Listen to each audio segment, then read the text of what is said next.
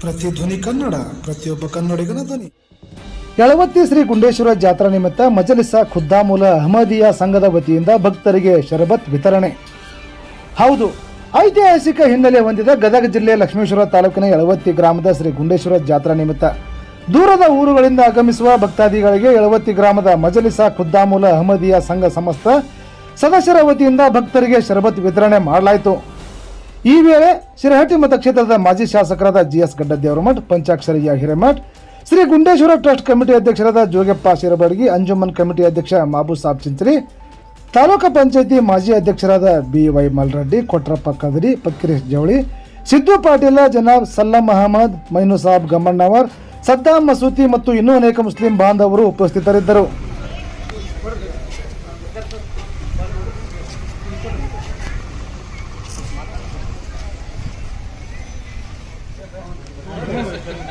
ಯಾವತ್ತು ಯಳವತ್ತಿ ಪುರವಾಸಿಯಾದ ಶ್ರೀ ಗುಂಡೇಶ್ವರ ವಂದಿಸುತ್ತಾ ಇವತ್ತಿನ ದಿವಸ ನಮ್ಮ ಅಂಜುಮನ್ ಇಸ್ಲಾಂ ಕಮಿಟಿ ವತಿಯಿಂದ ಗುಂಡೇಶ್ವರ ಜಾತ್ರಾ ಮಹೋತ್ಸವದ ಅಂಗವಾಗಿ ಶರಬತ್ ಹಂಚುವ ಕಾರ್ಯಕ್ರಮವನ್ನು ಇಟ್ಟುಕೊಂಡಿದ್ದೇವೆ.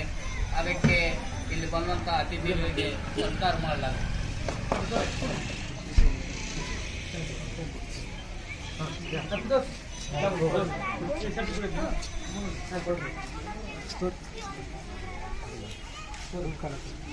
ಅರ್ಜುನ್ ಬಿಟ್ಟಿಗೆ ಬಂದಂಗೆ ಆಯ್ತು.